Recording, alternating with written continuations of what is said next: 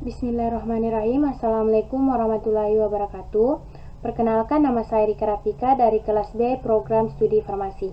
Di sini saya akan mempresentasikan materi mengenai antibiotik, disinfektan, antiseptik, dan preservasi atau biasa dikenal dengan bahan pengawet.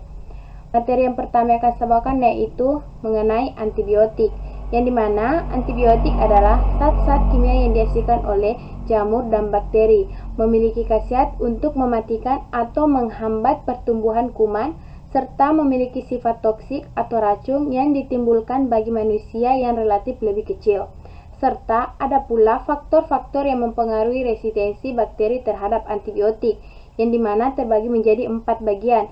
Yang pertama itu penggunaan antibiotik yang terlalu sering, yang kedua penggunaan antibiotik yang tidak rasional, kemudian yang ketiga penggunaan antibiotik yang lebih lama, dan yang terakhir yaitu penggunaan antibiotik untuk jangka waktu yang lama.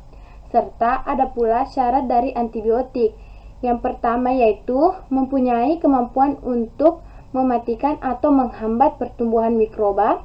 Kemudian yang kedua, menimbulkan terjadinya resistensi dan mikroorganisme patogen.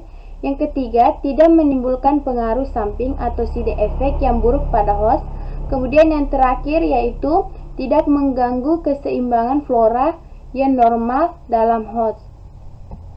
Serta ada pula mekanisme kerja dari senyawa antibiotik.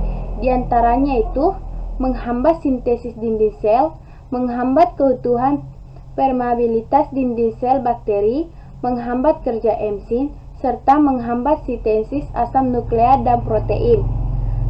Dan ada pula beberapa senyawa-senyawa yang terkandung di antibiotik. Yang pertama yaitu saponin, tanin, flavonoid, xanthol, terpenoid, alkaloid, dan sebagainya, menurut Cerny dan kawan-kawan pada tahun 2013. Materi selanjutnya itu disinfektan, di mana disinfektan adalah proses menghilangkan sebagian besar atau semua mikroorganisme patogen, kecuali endospora bakteri yang terdapat di permukaan benda mati atau non-biologis seperti dinding, lantai, peralatan, dan lainnya, ruangan, pakaian, dan alat pelindung diri. Endospora bakteri hanya bisa dihilangkan dengan proses sterilisasi, misalnya dengan autoklaf. Serta ada pula faktor-faktor yang mempengaruhi disinfektan, itu ada 7 bagian. Yang pertama itu konsentrasi, kedua waktu kontak, ketiga jenis mikroorganisme, keempat pH, kelima luas area terkontaminasi, yang keenam formulasi, dan yang terakhir bahan organik. Serta ada pula syarat dari disinfektan.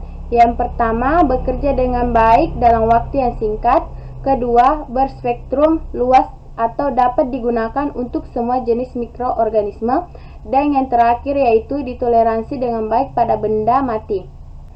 Kemudian ada pula mekanisme kerja dari disinfektan, yaitu mekanisme kerjanya dengan cara menghancurkan dinding sel dan mengendapkan protein sel dari mikroorganisme sehingga terjadi koagulasi dan kegagalan fungsi pada mikroorganisme tersebut.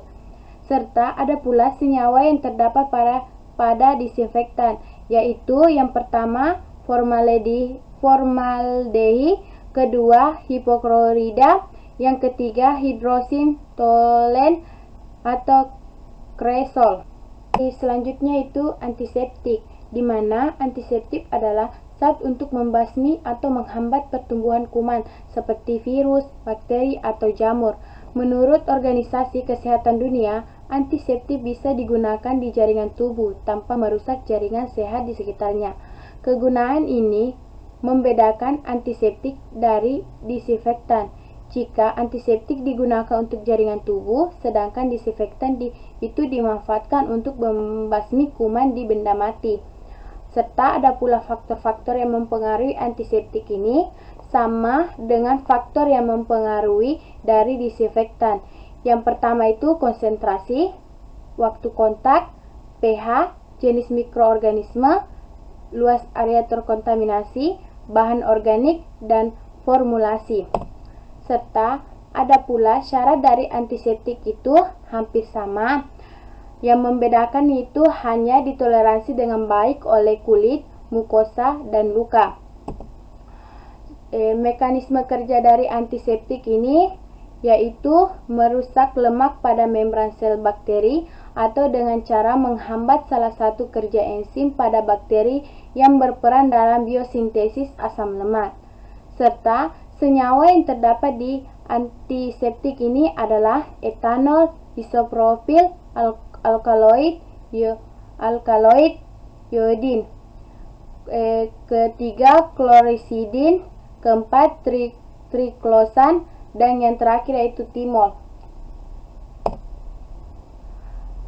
Kemudian materi selanjutnya yaitu preservatif atau biasa dikenal bahan pengawet, yang dimana merupakan bahan tambahan pangan yang biasanya digunakan dalam bahan-bahan makanan instan dan digunakan agar makanan tidak cepat busuk dan mempunyai umur simpan lebih tahan lama tanpa mengurangi nilai gizi maupun rasanya.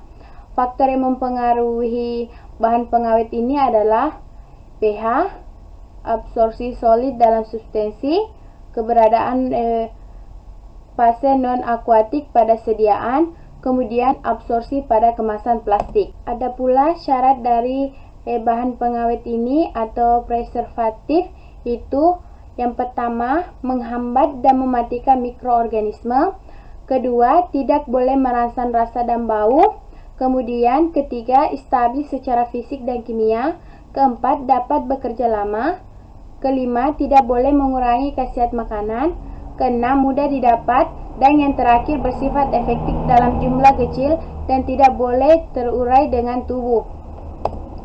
Kemudian ada pula mekanisme kerjanya, yaitu dengan cara menciptakan lingkungan buruk untuk mikroba, membuat rasa makanan lebih asam dan mengurangi enzim yang dibutuhkan mikroba untuk bertahan hidup, atau menggunakan bantuan bakteri yang memproduksi asam laktat yang menjadikan sayuran cepat busuk menjadi tahan lama.